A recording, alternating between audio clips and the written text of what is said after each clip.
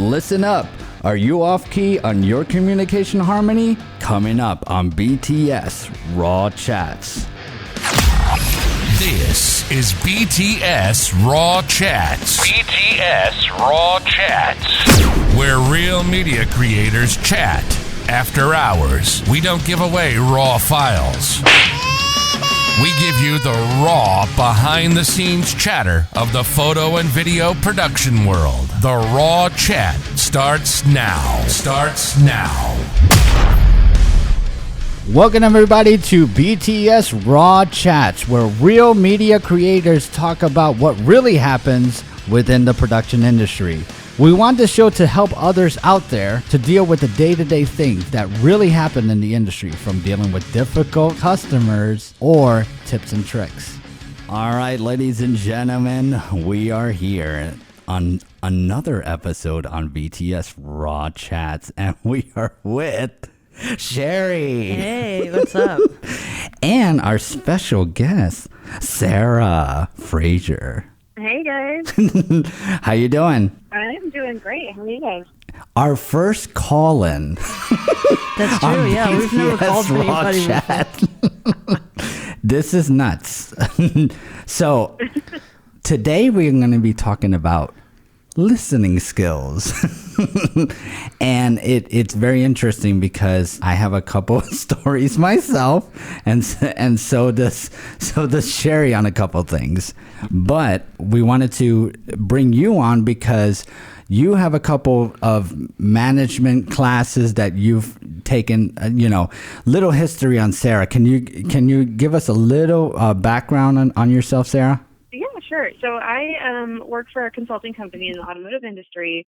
Most of what I do is social media content and creation, but I also get to go out and teach classes on business culture, dealing with difficult customers, all sorts of things like management styles, listening, which is what we're talking about. Yes. I do a lot of education on working with millennials, marketing to millennials, Generation Z, all of that. But I also worked in a shop for 6 years. So I really have that real life experience of working and living that management to now kind of teach how to work together and how we can all work together to succeed and that kind of stuff. That's a little very quick snapshot of what I do. So a little background on our show, BTS Raw Chats. We talk about what really happens behind the scenes in our industry. And one of the biggest things that we have to deal with is communication and the lack of it and how to overcome that. So we try to help out all of our creative people out there. This is why we have people like Sherry and you come on the show. So sorry, I wasn't really listening. Exactly. That deserves this. Just today I had a little situation, backstory. Client is freaking out about another client saying that, where's the status to this? What we're going to do? I don't know what to do, and freaking out. And I'm trying to calm this person down, you know what I'm saying? And say, stop. Let me see what the situation is. Stop, collaborate, and listen.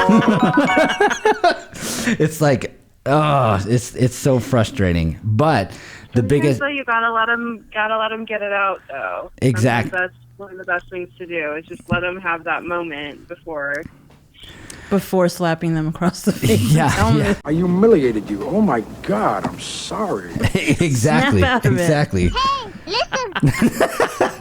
But they have that stage, right, Sarah? You give them this. You give them the microphone. Let them have their bitch out session. You know what I'm saying?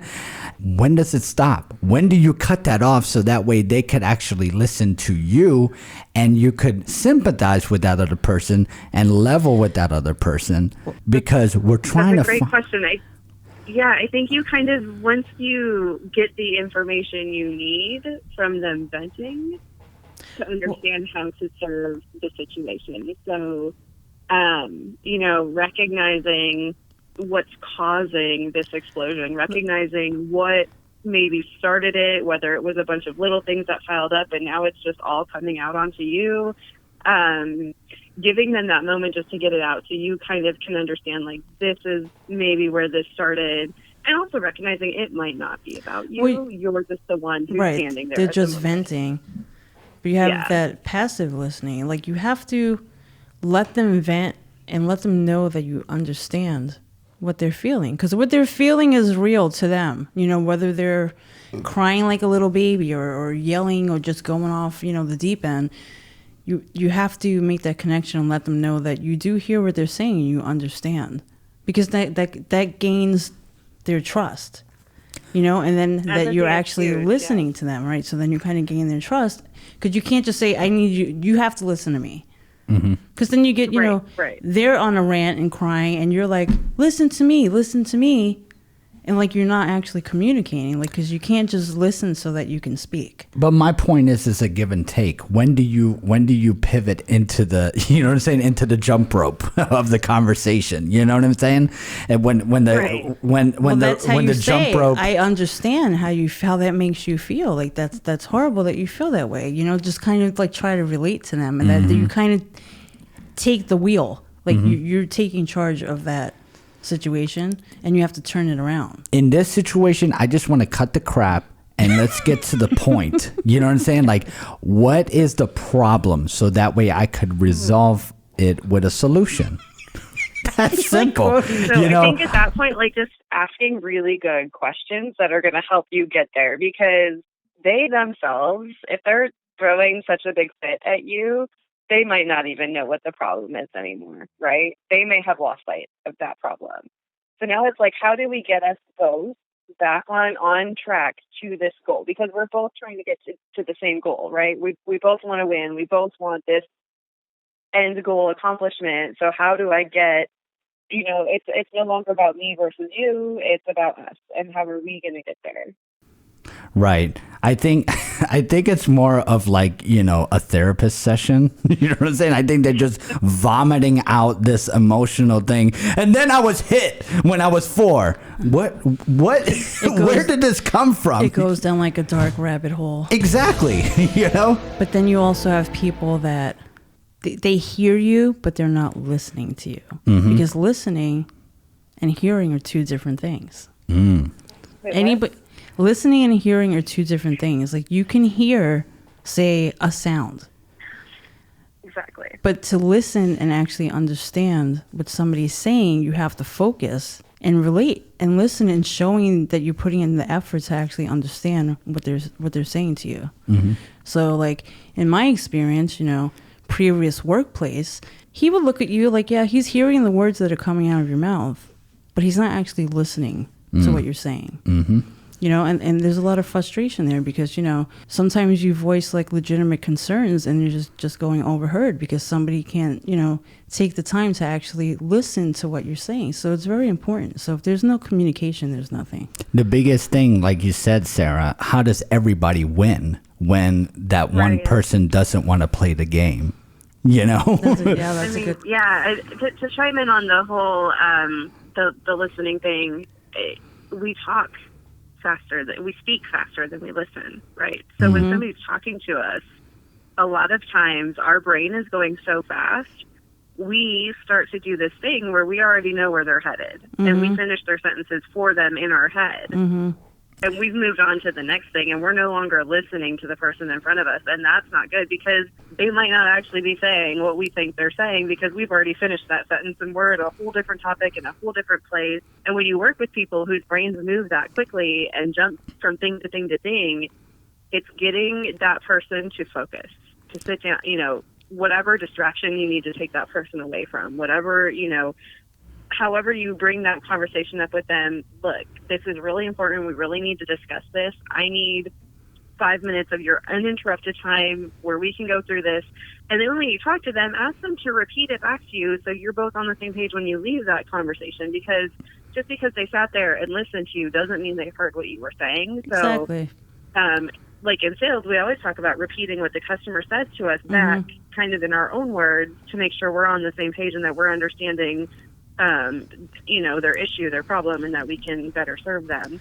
So I think when you have that person who doesn't want to listen or who doesn't give you that attention, finding the way to have that right conversation with them to understand why this is so important. And there's really great tools out there that you can use to understand people's communication styles. I don't know if you guys have talked about DISC at all, but there's some really cool things in DISC that you can understand how people communicate, and you can learn words that people really enjoy and words that certain people really don't like. And when you know people's words, you can kind of get them into a conversation better with you. And so I'm sort of learning all this stuff right now, too, through the leadership thing that I've been attending. And it's really cool to me, learning how to communicate and learning how other people communicate is so different from me, and how we can balance that out. So if you know you're talking to somebody who's like feelings driven and emotion driven, you can use words like, well, how does that make you feel? Versus somebody who is not that way, you can use things like, well, let's talk about the results we want, because maybe they're results and goal driven. Wow, so that's finding that right way to communicate. That is very, very cool. DISC I have heard before, but for the audience, what does DISC stand for? Oh man, it's your personality profiles, and this is stuff I'm kind of sort of just diving into and learning right now. But it's dominant, influence, steadiness, and what is C? I'm so not a C. Compliance. I'm so not a C. I'm a strong I. I'm influence with a D behind it, so I'm an influence dominant doer driver, kind of is what the D is. So yeah, it just kind of breaks down. There's really cool tests that you can take out there and kind of find out the way that you communicate. It helps you understand the way you learn, the way you communicate, all sorts of things. But when you really start learning it, you can look at other people and how they work and they communicate and be like, oh wow, well, they're an S and I'm a D, and so we think very differently, and this is how we can communicate where we both understand what we're.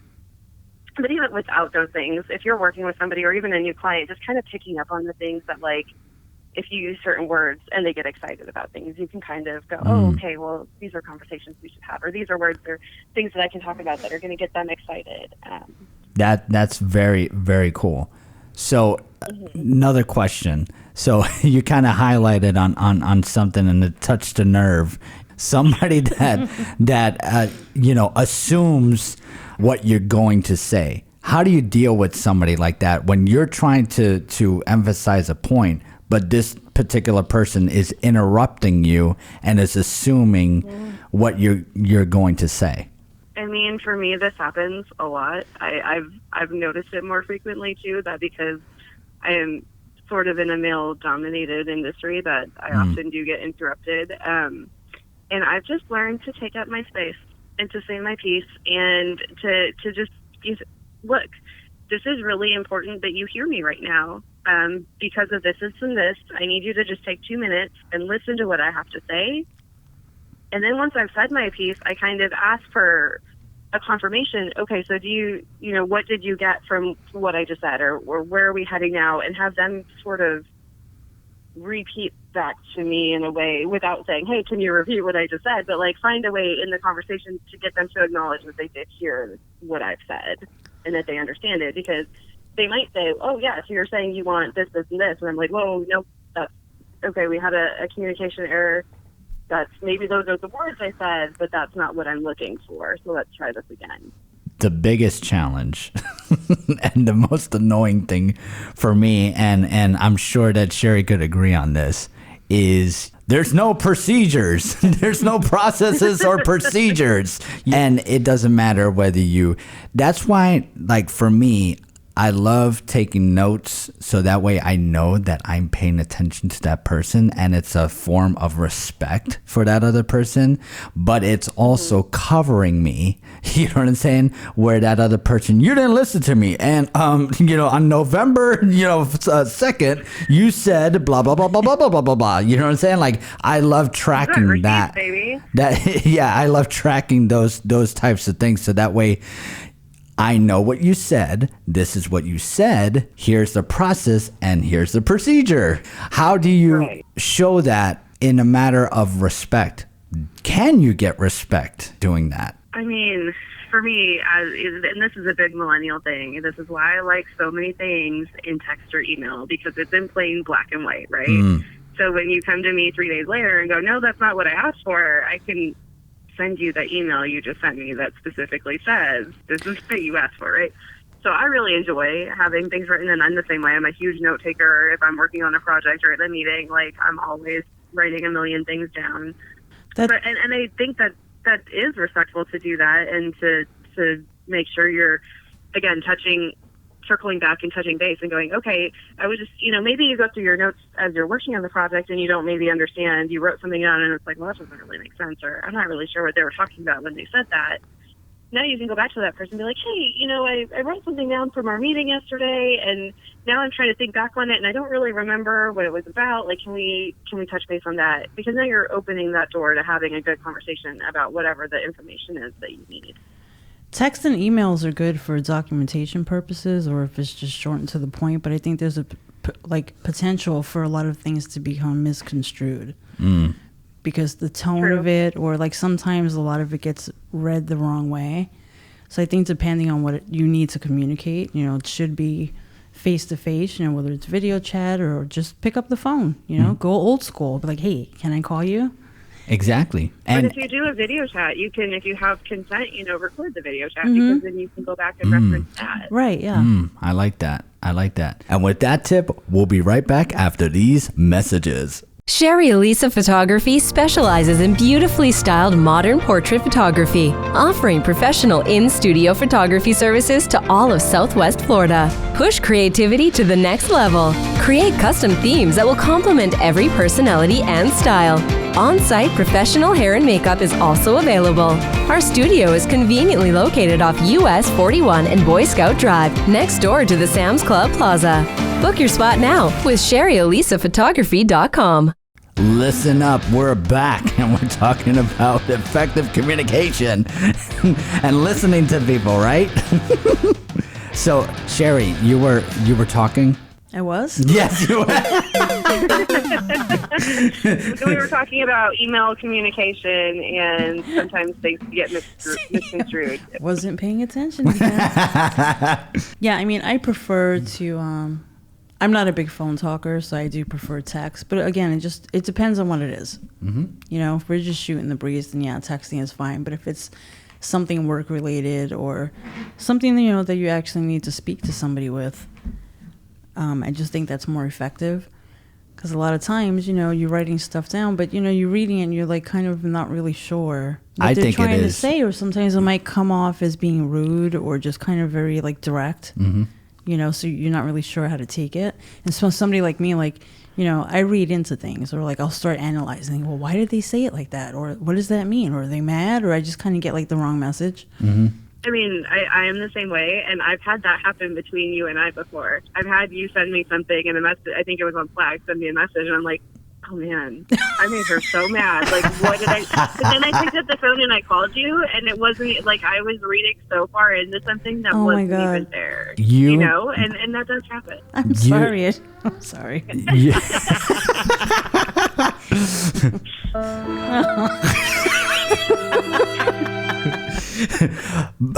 You just touched on something so important, and the freak out that I just had with this other person. Going back to the client, the person that was having the freak out, they were making such a big deal about it. Guess what? Tell me the problem. Okay, great. I reached out to that other client, no problem at all. It was just a lack of communication on our part to tell that other person what's the status on their work. It's not a blow up, I'm gonna lose my business just because this one particular person wasn't happy, and just blowing things out of proportion. I'm trying to teach myself how to take that explosion and just make it a tiny little shell. Well, sometimes you need somebody like a third person like you to step in to smooth everything over, to approach it from a different perspective, because the other person's already having anxiety and freaking out, and then you got, say, the client who's just kind of yeah, everything's fine. So you come in, you're there's really not a problem here. So you're able to resolve the whole situation. And everything is fine at that moment. You tell that person that was freaking out, everything is fine. And then all of a sudden they go back to happy mode. You know what I'm saying? Yeah. You know what I'm saying? So I think one of the hardest things, and probably one of the most important things when somebody is having that freak out on you, is that we have to not take it personally. Right. Which is so hard to do when you have somebody in your face who's visibly upset and you're the person who's taking it all, right? Like, it's so hard to not take that personal. But once we separate, like, our personal feelings from what's happening and try to figure out how to have the right, good conversation to move forward. I would love to have, like a therapist there. Just, I think you need to talk to this person. Buzz in a therapist, like those easy buttons, the red button, and then all of a sudden it pops in a therapist. You need to talk to this person because the biggest thing is I feel disrespected. Sorry to say, I only could have a threshold of freakouts. Certain people have certain limits, and then when that bucket is full, sorry, you know what I'm saying? You lost. You lose. Well, and then maybe that's a conversation that needs to be had. What you just said right there, I feel disrespected. Like, have you told this person, when you do this, it makes me feel this. Or if they're not a feelings person, if they're a results person, when you do this takes this time away from me and my productivity because now I'm feeling this way and I'm not at my best, and now our results are lower or not as productive or not as good as they should be because of this. Now here's the thing. How do you get over that fear? Because you don't want me personally, I don't want any trouble. You know what I'm saying? I'm not looking for trouble. And sometimes most of the times it's a bad thing because it attacks me emotionally, and it affects me physically and mentally, and it's mentally draining, something to hold on to. How do you get over that fear and confront that other person without a blow up happening? Because remember, you're going into the lion's den and you're facing somebody that doesn't listen and you're all ears. You know what I mean?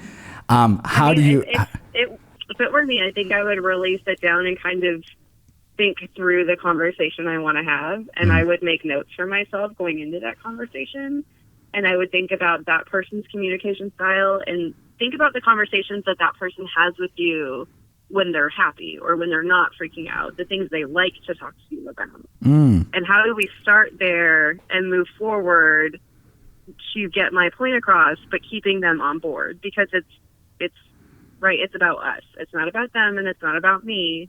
It's about us. And so if I just sit there and go, well, I think this and I feel this and I want this and you're not doing this and you're not doing that, I'm not getting anywhere. Right. Exactly. So it's about how do we, move forward? How do we have the conversation that's about us and what we're doing and how we're doing things together that are not working? Instead of just saying, well, you do this and you do this and you do this. It's more about, well, this is happening and we're involved and how are we going to change it? And, so going into that, it is scary. It's always scary. That's just as scary as going in to ask for, a raise and to have to fight for yourself and advocate for yourself. Like, that's never not scary. But what do we do for those conversations? We prepare and we write down all the value we bring and all the, so we go in with a plan of what we're going to say about ourselves. And so I think in this situation, you're still advocating for yourself. But you have to have a thought through plan so that you don't get in there and then let emotions take over and not say the things that you can. Interesting.